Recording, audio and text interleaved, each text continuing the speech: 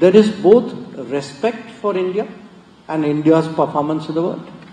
But there is also a great sense of anticipation about where India can fit in.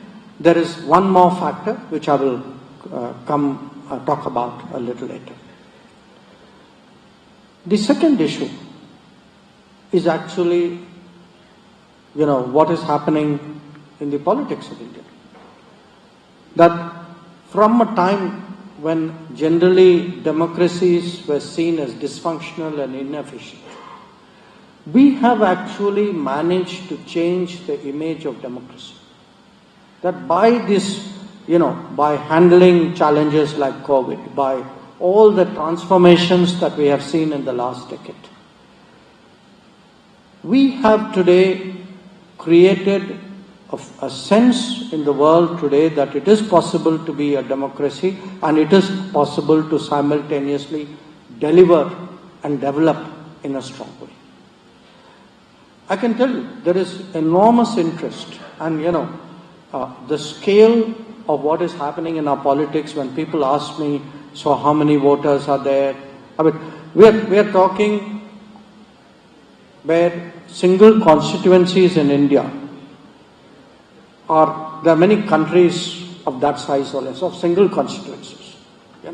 When you come to the states, there are states of India which would probably be, I think, in the top 10 countries of the world in terms of population. So the idea that so many people are actually able to organize themselves into a genuinely participative and consensual exercise.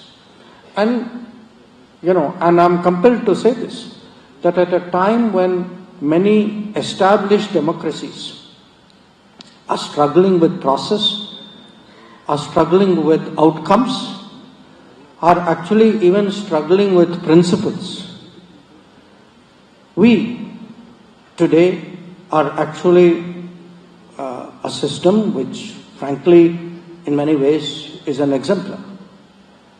We have never had hanging chads in India. We've never had to go to a Supreme Court to actually decide who has won the election or not. So when we speak today about democracy, I think it's very important for us to realize the value of what we are doing. Because believe me, a large part of the world is actually looking at us and saying, okay, these guys have close to 1 billion voters.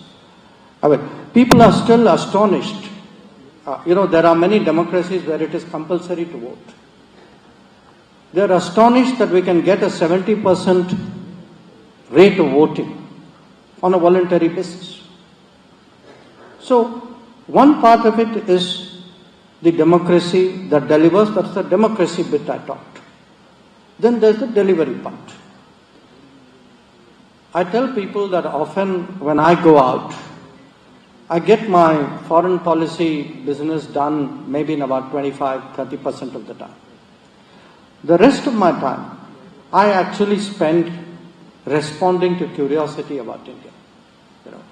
People pick up something they have read.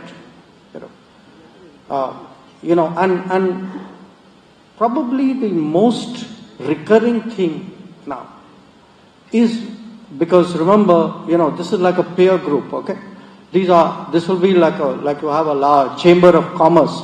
Imagine ministers of the world or the prime ministers or the presidents of the world discussing each other's business and doing a kind of a peer review and a rating out there. They actually are very curious.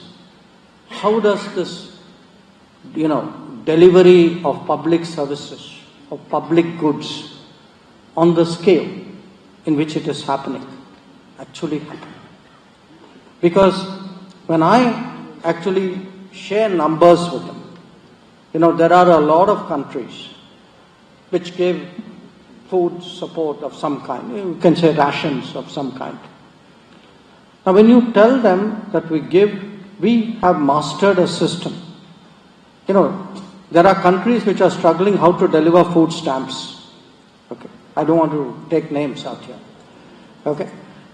We are today delivering rations to 815 million people month on month. And one of the commitments we have just made is we'll keep it going for the next